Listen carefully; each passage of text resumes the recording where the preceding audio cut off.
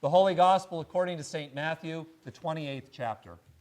Glory to you, O Lord. After the Sabbath, as the first day of the week was dawning, Mary Magdalene and the other Mary went to see the tomb. And suddenly there was a great earthquake, for an angel of the Lord, descending from heaven, came and rolled back the stone and sat on it. His appearance was like lightning, and his clothing white as snow. For fear of him, the guards shook and became like dead men. But the angel said to the women, "Do not be afraid. I know that you are looking for Jesus, who was crucified. He is not here, for he has been raised, as he said. Come, see the place where he lay. Then go quickly and tell his disciples, he has been raised from the dead, and indeed he is going ahead of you to Galilee. There you will see him. This is my message for you." So they left the tomb quickly with fear and great joy and ran to tell his disciples. Suddenly Jesus met them and said, "Greetings." And they came to him, took hold of his feet, and worshipped him. Then Jesus said to them, "Do not be afraid. Go and tell my brothers to go to Galilee. There they will see me."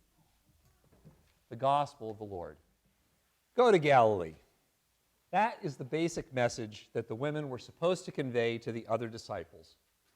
Jesus has been raised and is going ahead of you to Galilee. There, in Galilee, you will see him.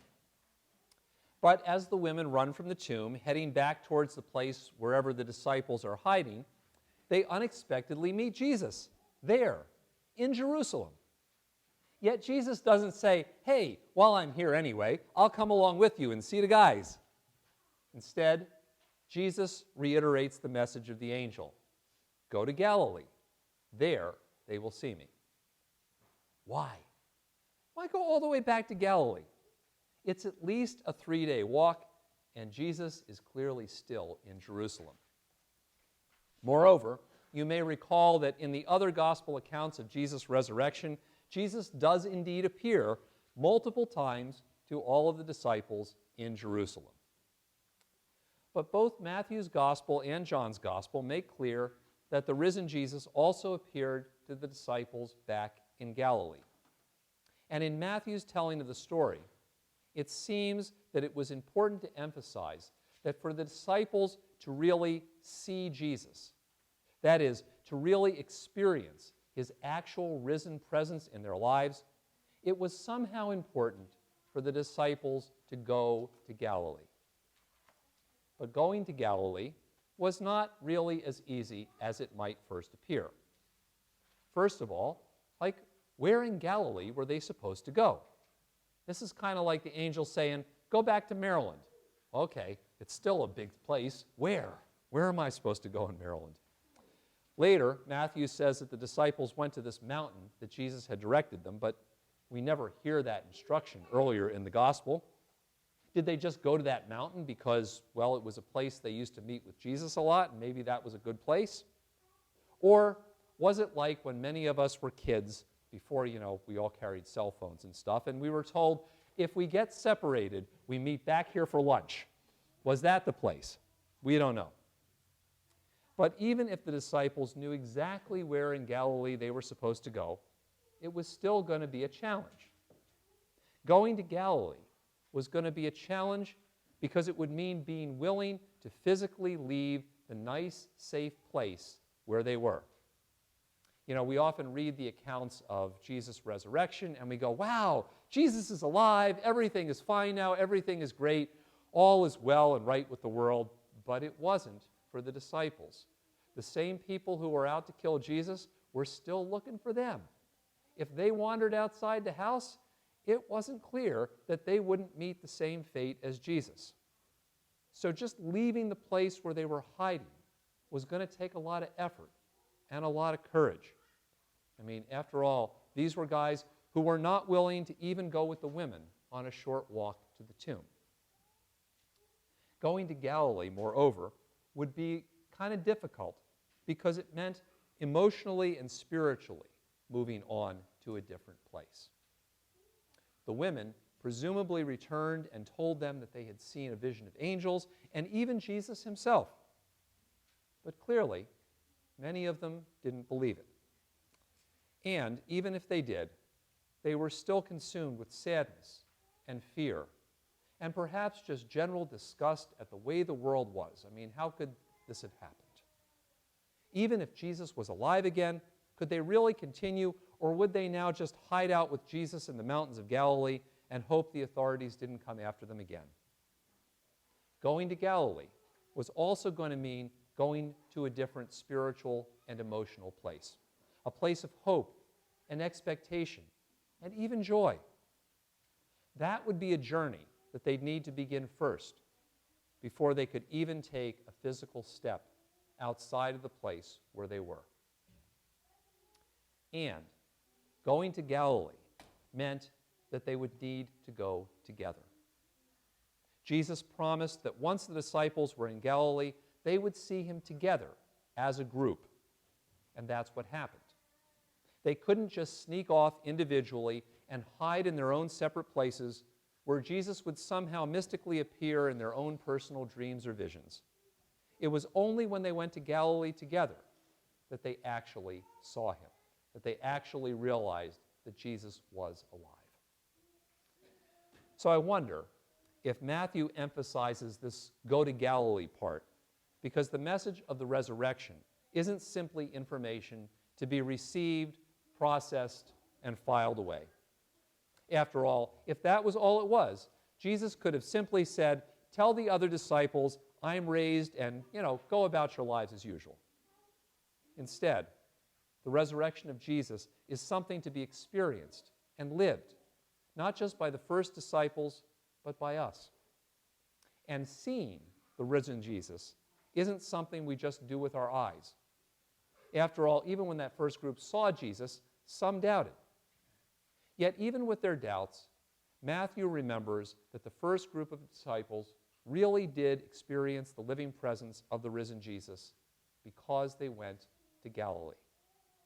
And that was an experience that couldn't be adequately described simply by plotting the directions on Google Maps. Going to Galilee was much more than a 3-day hike. It was a transformative experience that helped them to be able to really experience the presence of the living Jesus in their midst instead of just being receivers of information. And actually, I think this is the way it is for us too. As we celebrate Easter, the goal is not really to hear information about Jesus that most of us have heard for years. Instead, what we really need is the experience of the risen Jesus in our lives. Yet for us too, sometimes it is necessary to go to Galilee. And that doesn't mean that we need to take a Holy Land trip, although those can be fun, maybe not right now. Instead, it means that, like the first disciples, to really experience Jesus as a living presence in our lives, we also need to be willing to sometimes physically get up and move ourselves to a place where we can feel Jesus' presence more fully, where it's actually more likely that we will actually feel like, yay, Jesus really is in this place with us. Today we gather together in this building for the second time in 2 Easters. But for 2 Easters, we couldn't do it. We were just gathering virtually. And I'm glad that we had the technology and the ability to do that for those 2 years, but it wasn't the same. And while buildings are not the church, there is something about being in a place that has meaning, just as that mountain clearly had meaning for the first disciples. And many of us have found, after a time of trauma in our own lives, that being in a place that has meaning, or even just getting a change of scenery sometimes, often helps us heal and experience the hope and the possibilities of new life that God is giving us and promising us, which couldn't happen if we just sat where we were. Often, like those first disciples, experiencing the presence of the risen Jesus in our own lives means being willing to get up and move ourselves to a place where it's more likely that we will have that experience than if we just sat still where we were. For us too, going to Galilee often means opening ourselves up emotionally to hope and joy. And this is not always an easy thing lately. Last week, in the op-ed section of the Washington Post, David Vondrelli wrote an article entitled, "When Doom is in Fashion, Joy Becomes Countercultural." I don't know if anybody read that, but he wrote about how the news calls us to think constantly on a very large scale about problems to which no individual holds the key. So he says that joy is becoming countercultural. In fashion, instead, is a heavy coat of doom. Anxiety and depression are endemic, psychologists tell us, and why wouldn't they be when optimism and cheerfulness are taken as signs of obtuseness? And he makes the point in this article that we can't actually participate in any kind of meaningful positive change if we don't spend more time, first, on the nurture of joy and the cultivation of hope. And I think he's got a point, and he's right about that. And I also think this is precisely what the journey to Galilee was about for those first disciples. And for us too, actually experiencing the living presence of the risen Jesus in our lives is about a journey which nurtures the joy of new life and cultivates the hope of God's promised future, instead of just dwelling constantly on the sense of doom that so often surrounds us. And for us too, going to Galilee often means going on the journey together. You know, often when we feel weighed down by all the bad things around us, it becomes easy to withdraw into ourselves and try to individually heal before we're willing to present ourselves in public again. I mean, after all, I don't want to burden other people with my problems. I tell myself that anyway. But Jesus' call was and is to heal together, to journey together, and to find the future together. I mean, part of what made those 2 online Easters so hard wasn't just that we could not be in this place, but that we couldn't actually be together. We couldn't sing together. We couldn't pray together, or simply be with one another to support each other on our journeys. But that is part of what going to Galilee is all about. But still, there were those women who saw Jesus in Jerusalem. Seems like they were the exception, but actually they weren't. Those women had already left the place they were hiding in. They were still afraid, but now Matthew says they had also a sense of joy, and they were journeying together. And that is when they met Jesus. They experienced the risen Jesus because they were already on the journey to Galilee. And in this Easter season, we're called to be on that journey as well. Jesus calls us to go to Galilee by being willing to move ourselves from where we are to where God needs us to be. Jesus calls us to go to Galilee by nurturing joy and cultivating hope, even and especially when it is not popular to do so. And Jesus calls us to go to Galilee by journeying together and supporting one another in experiencing the power and the presence of Jesus' risen life in our own lives and in the lives of those around us.